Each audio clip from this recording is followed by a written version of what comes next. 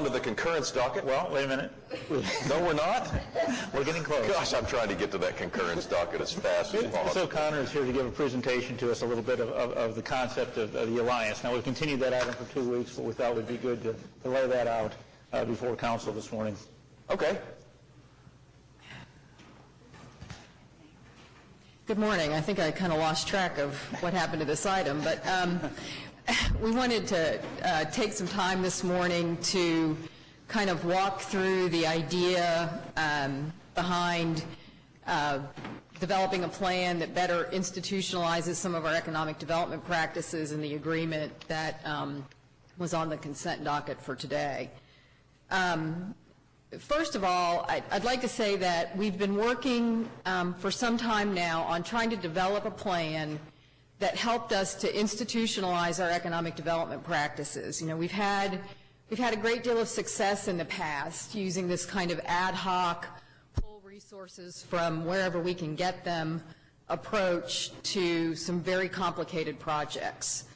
But we knew that there were several things coming in the future that might make that more difficult to do and would change the environment in which we were working in. And some of those include changes in leadership that we saw coming in the future, changes in leadership at the Urban Renewal Authority, the passing of Paul Strasbaugh, who headed up the Industrial and Cultural Facilities Trust and the Oklahoma Industries Authority. All of those things contributed to creating this environment where we knew it would be more difficult in the future to just kind of on an ad hoc basis pull together people and resources. There were also several other events that were happening at about the same time, and those included things like the passage of the GOLT bond authorization that created our local Economic Development Incentive Fund, the passage of MAPS 3, and the realization that that level of public investment created great opportunities for private investment in the community as well. TIF funding and TIF projects. We've seen a lot of TIF projects in the downtown in the last year or so with the creation of TIF District Number 8, the approval of the Core to Shore Urban Renewal Plan and the implications that implementing that plan has on the Urban Renewal Authority, and then our natural optimism about our local economy and hopefully recovery in the national economy and being positioned to take advantage of those things. We felt were very important events that helped shape the plan and what we thought we needed to do in the future. So again, the plan was designed to build on past successes, things like Dell and the Skirvin and Bass Pro Shops, and to develop a full-time focus on implementing economic development projects using best practices. So the goals were to eliminate the duplication of resources and effort, to provide a more efficient, coordinated delivery of economic development services to the community, to clarify the roles and assignment of resources to projects, and develop a structure that could be responsive to many different policy-making boards.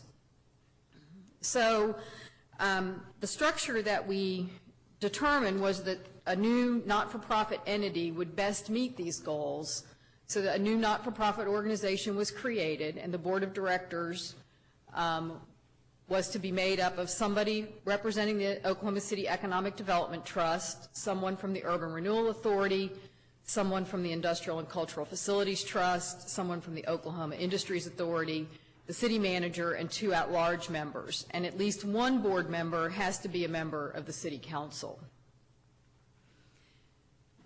Some clarification about what the alliance's role will be in the future. And I kind of started out thinking about this, about what the alliance won't do. And first of all, the alliance will not be a policy-making board.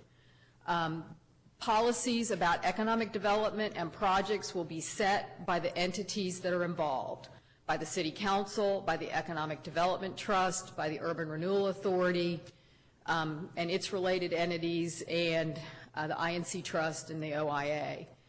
The alliance won't decide whether or not to do a project or to fund a project. Those decisions will be made by the policy-making boards. Now, it will make recommendations, just as staff does for the city now, and it won't select a redeveloper.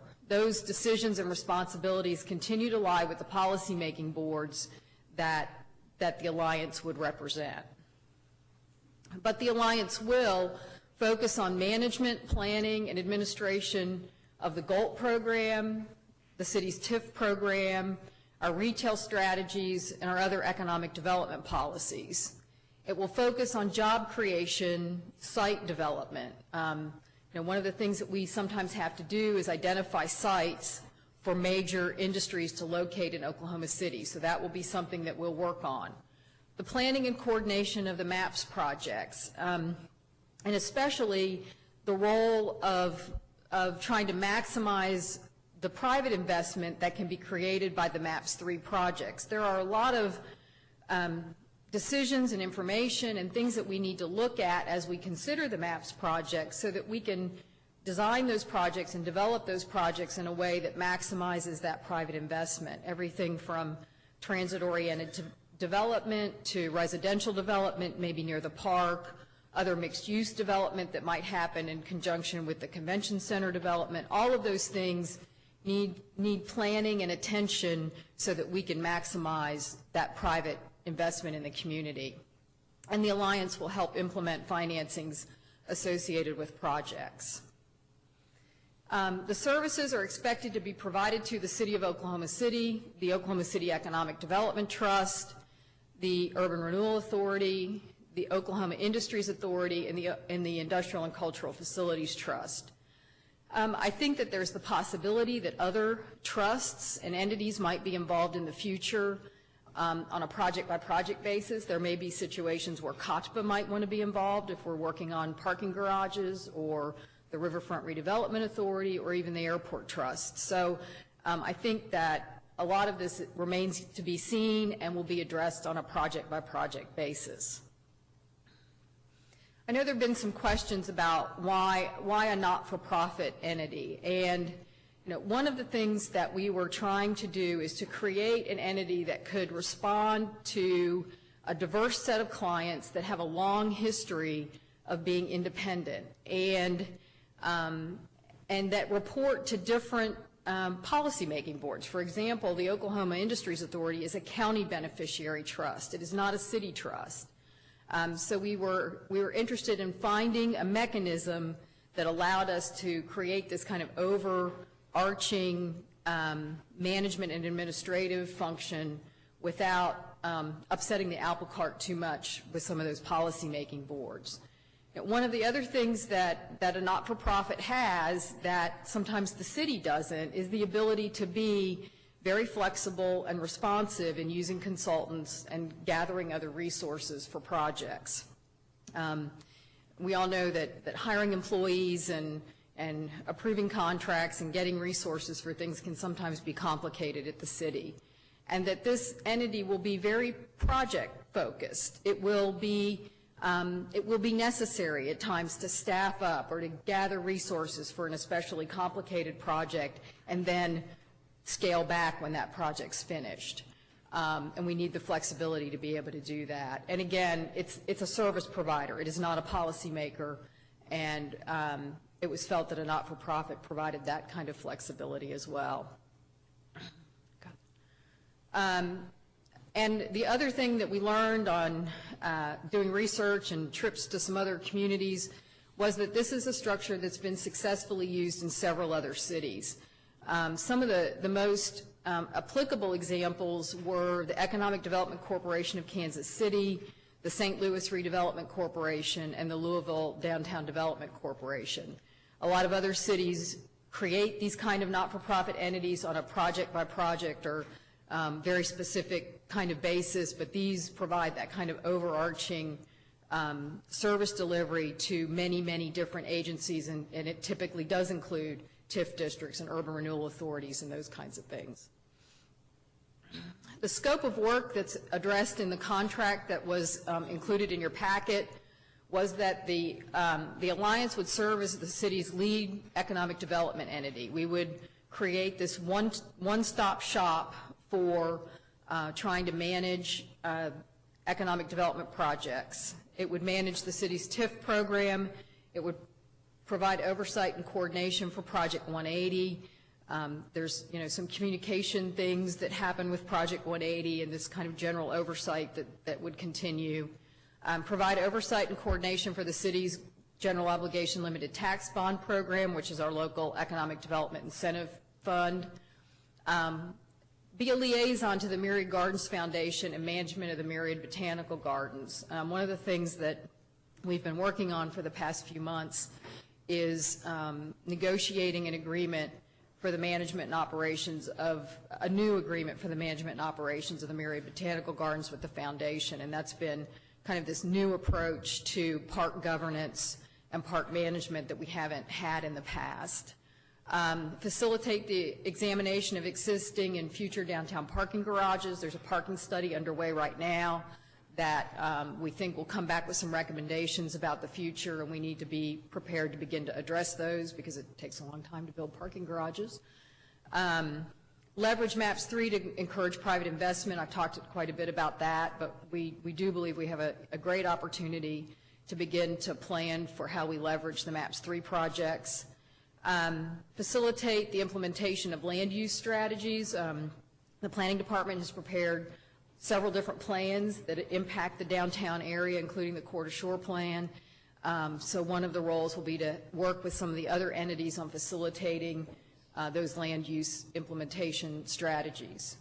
And then provide periodic review of our economic development incentive policies. We're currently in the process of reviewing our retail incentive policies because some of you have expressed a concern about whether or not they really address our retail needs. And we also need to periodically review our economic development incentive policies for job creation as well. The agreement requires that there will be at least quarterly reports to the trust and or the city council, and reports are broadly defined in the agreement so that if there's something in particular that the council or the trust would like to see on a regular basis, we can provide that. There is an annual work plan for the professional services to be provided that is to be approved each year by the trust and the city, and then the fee is also a part of that process. The agreement also requires that certain employees will be provided by the city to work with the Alliance, and those include staff in the city manager's office and the municipal counselor's office, and in the future it may include people from other departments as well. The agreement with the city and the trust, this is the breakout of the funding. The first year is the interim period between May 1st and the end of the fiscal year, June 30th, for $56,000 to be provided by the administrative funds in the TIF and GOLT bond programs. And then for fiscal year 11-12, this is the breakout for the other funding sources. The other entities that the Alliance will contract with will also provide funding for services, and those agreements have not been reached yet nor negotiated, so those are still a work in progress. So how will we achieve efficiencies in all of this?